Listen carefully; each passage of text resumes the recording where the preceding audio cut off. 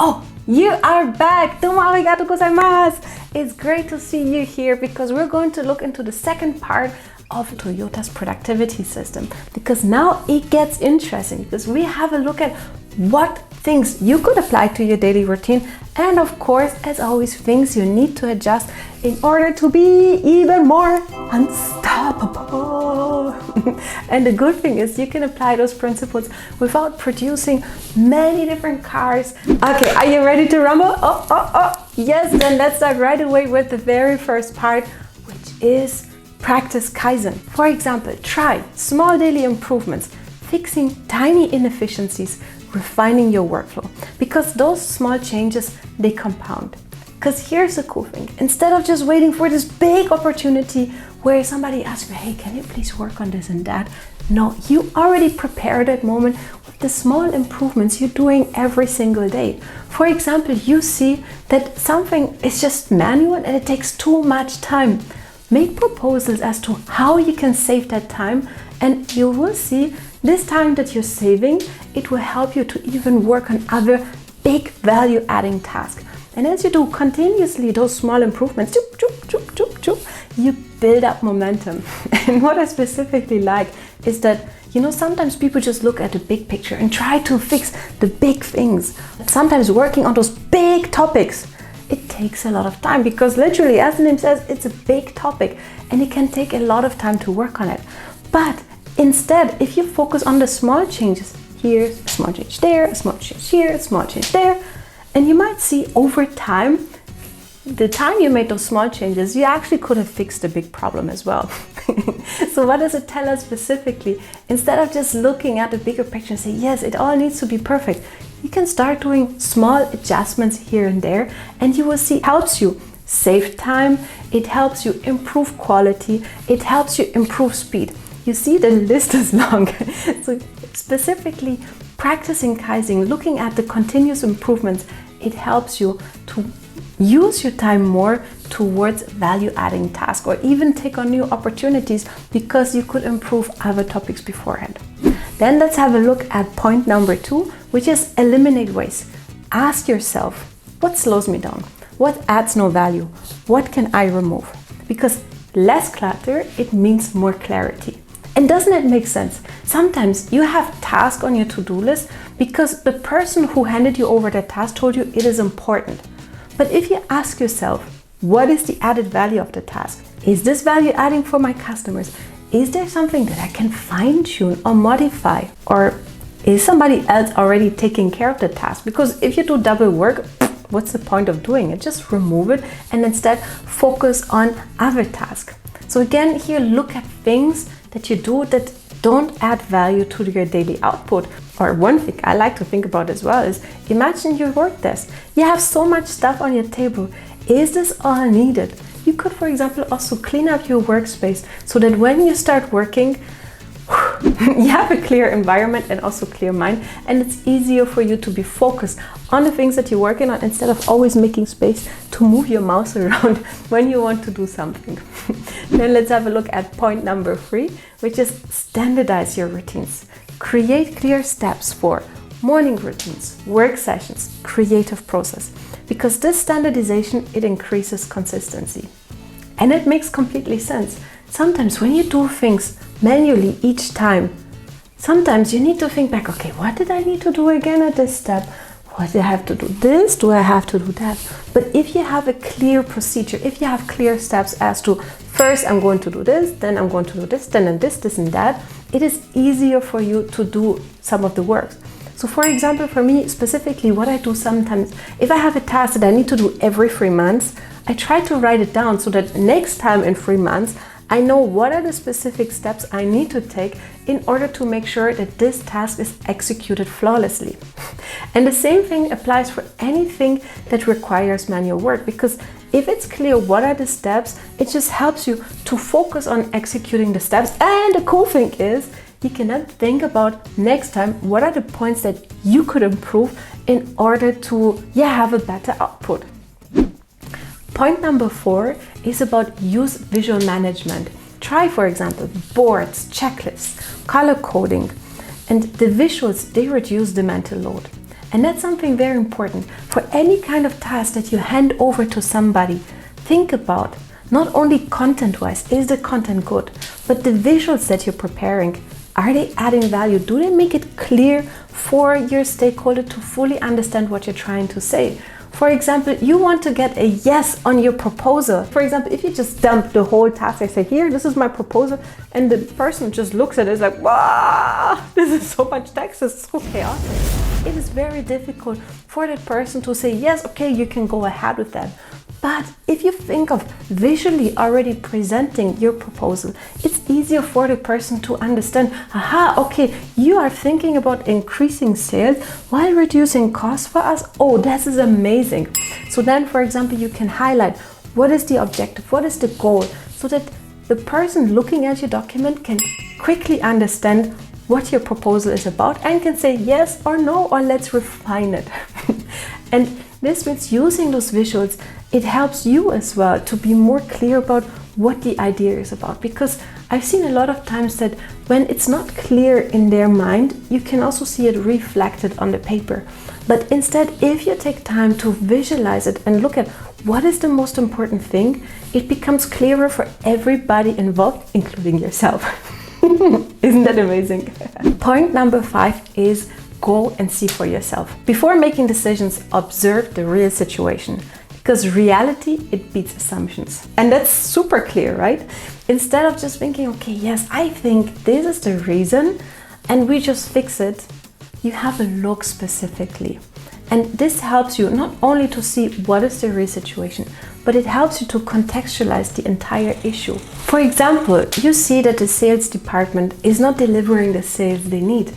But instead of just making assumption, okay, say, okay, I think this is the situation. Have a look and see what specifically is happening here. Is it difficult to identify the projects? Is it difficult to show the product? Is it difficult to convey the value added to the customer? You see already there are already a few items that could be the main reason. But by joining somebody to see how is the situation in the store, how is the situation in the field, you can see what could be potential root causes and then can think of appropriate ways to fix it. Because again, if you just think, okay, that's the reason, I assume, okay, let's just find a way to fix it. You think, okay, I fixed it, but the real problem is somewhere else. So you still have the problems. You spend time trying to fix something that doesn't need it fixing. So that's why always have a look first for yourself. What is the root cause? And that's very important. Have a look at what is the root cause before taking action and trying to fix it. Last but not least, point number 6, empower yourself. This means if something is wrong, stop and fix it. Because you don't need to push through broken processes. And that's something we can definitely see from Toyota, is that if you don't agree with something, or you think this doesn't really add value, this just hinders me from doing the best I can do, make proposals. It shows you that no matter what is happening, you don't need to just push through and think, okay, yes, it's not working, but okay, I'm just going to push through. I do it because I was told to do so. No, you have the chance to speak up and raise a proposal. Of course, the way you make the proposal always makes a big difference. For example, there's a big difference saying, yes, I think this is wrong, it needs to be fixed this and that way. But if you apply the Toyota principle, you can add a respectful approach and say, I see this is the current procedure and I think it's because of this and that, but how about we try it out this way? And here you don't put the person who you talk to under the impression that something is wrong, they've done something wrong. No, by using the respectful approach, you can actually show some good ideas. So that's something definitely we can learn from Toyota, that you have a chance to make improvements, to bring up ideas. And as you keep on giving ideas, sharing ideas, it shows your employer, it shows your client, it shows whomever you're working with, like, wow, this person is so much engaged, is motivated, and continuously thinks about how we can do better. Because you know what, if everything is the same every day, indeed it gets really boring. So use that moment to think about ideas that you could improve, and you will see your entire environment also is going to change. Now we looked at what are the things that you could apply, but you know, as always, Toyota is Toyota, but you are you and you are unique. So it means you don't need to start manufacturing cars or ordering just in time or whatever are the different operations in Toyota. No, you are you are unique. So you need to find a system that supports your identity. And this brings me already to the next part where we look at what are the adjustments you must make before trying out anything that Toyota does. Are you ready? Adjustment number 1, know your pace. Toyota's system is calm and methodical. Find your own rhythm. And that makes completely sense. Maybe you're not so calm, you like to have chaos, and that's when you thrive the most. That's fine. Just look at what kind of way of working works the best for you and adjust accordingly. Because if Toyota is calm and has this methodical approach, it might work for you or it might not work for you. And that's completely fine because everybody is unique and different. And it doesn't mean to say that if you're doing this way and Toyota succeeds with that approach that you have to adapt it. It would be as if you put a coat over you that is very stiff and you want to run fast, but you cannot run fast because you wear this heavy coat on you. That means always look at your own identity and see if it matches you so that the productivity system you put in place is there to support you. Instead of having the stiff coat, that this productivity system is actually like a light coat that helps you to run as fast as possible. Adjustment number 2 is avoid perfectionism. Kaizen is about progress and not flawless execution. Isn't that good to hear? It tells you already that whatever you're working on is not supposed to be the perfect solution. It turns out near perfect because of the tiny improvements that happened beforehand. And that's something to think about next time you take on a new task, is that fail, first of all, means first attempt in learning. So hooray! Because here the good news. Fail actually means first attempt in learning. And this means that if you start something, you can either make mistakes or you can execute it flawlessly. That is fine. But as you execute it, every time ask yourself, what can I improve? What is the 1%, 0.5% improvement I can make? Because as you make those small improvements over time, you see you build up momentum, and then over time it's going to look even better, maybe even near to perfect, because you did the small steps and small improvements in the meantime. Adjustment number 3, build discipline gradually. Lean thinking, it takes practice. Because, you know, when you start something, you might not see it right away. But if you take on this project, this to adjust, this to adjust, this to adjust, this to adjust, in the end you have a long to-do list of all the things that you want to improve. But if you start small, you actually have the first little win. You see like, oh yes, actually it works, this improvement is amazing. And then, you know, it helps you kind of build up the momentum, but most importantly, also the energy to keep on going. Because if you have so many things again on your plate, you don't really have those success stories happening. That's why start small, build it up gradually, because then you can build up those moments, those winning moments that encourage you to try out one more improvement, And you can see that the stakeholders you're working with, they can see that no matter which kind of topics you're working on, consistently over time, you propose new ways to improve. And the cool thing is, people don't only recognize just talent, oh no, instead they recognize consistency. And here you have it.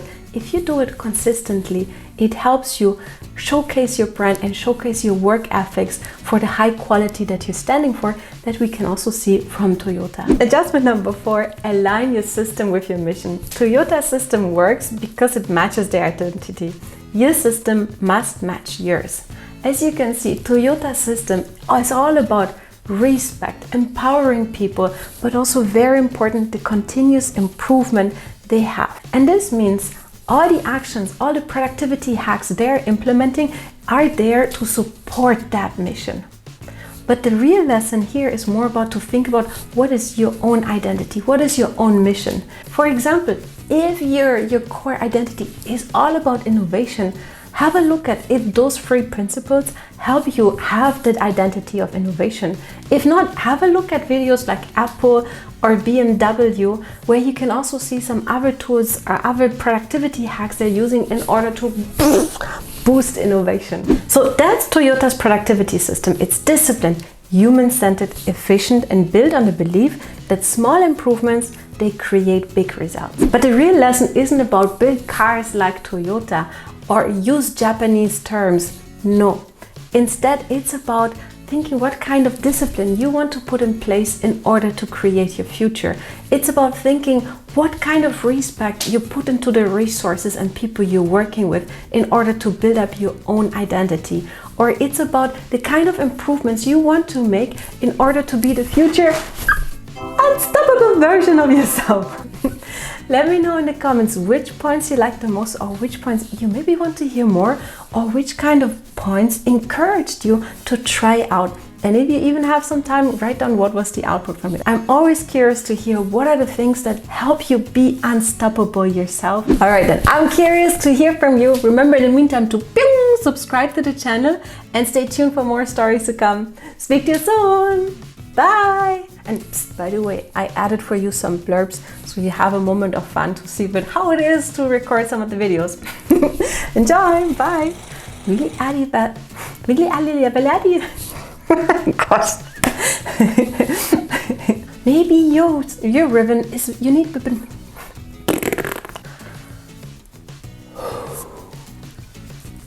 We start again. As you must match yours. Must match your jump down, Luise. Yourself, and that you can be unstoppable yourself. Yeah, of course.